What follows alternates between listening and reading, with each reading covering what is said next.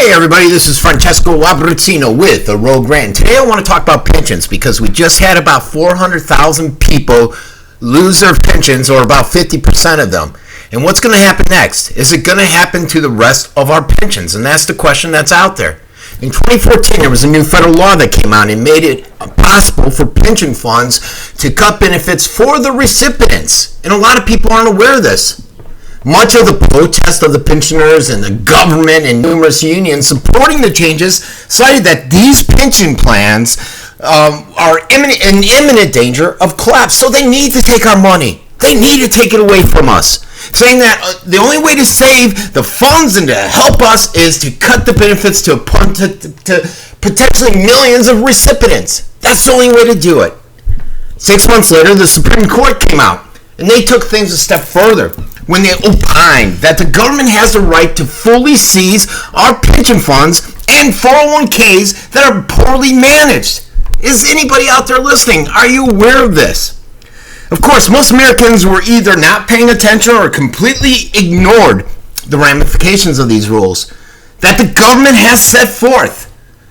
Anyone who talks about the potential for a collapse of the pension fund or the economy, like Barack Obama is so eloquently noted in his recent statement, is peddling fiction, right?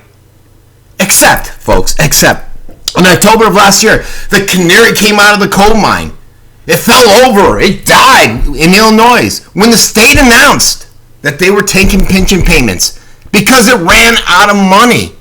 So this can happen to you. It's not just some fantasy.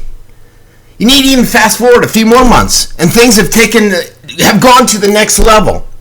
The Central State Pension Fund in Kansas became the first such fund to take advantage of this 2014 law. As I said, they let 400,000 Americans who depend on a monthly pension, who may depend on this monthly pension, they won't be getting it, or they won't be getting as much. Their groceries may not be paid. Their medical bills may not be paid. Their mortgage. Because they've seen an average of $1,400 per month sliced out of their monthly benefits when the state took it. And if you think this is the end of it, consider the words of longtime Teamsters like Jay Perry. What's happening to us is just a microcosm of what's going to happen to the rest of the pensions in the United States. And you got to believe it, folks. It was all fun and games during the big boom times, and the governments and companies promised pensioners these exorbitant amounts of money based upon some unlimited growth rate out there. This model that they used. But now reality is starting to set in. And we need to keep in mind that this is just the first part of the oncoming retirement fund destruction that we see on the horizon. So the first step is to give the pension funds the ability to cut benefits, which we are seeing now and will continue to see going forward. As these funds in these countries, different countries, in this country, in different states, struggle to keep the benefits flowing.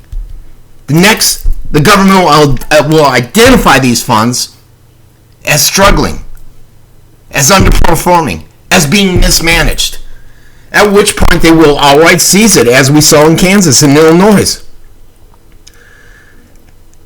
It's an outright seizure, folks.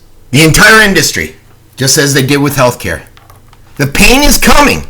Are you prepared for this fallout? This has been Francesco Abbruzzino with a Rogue Rant.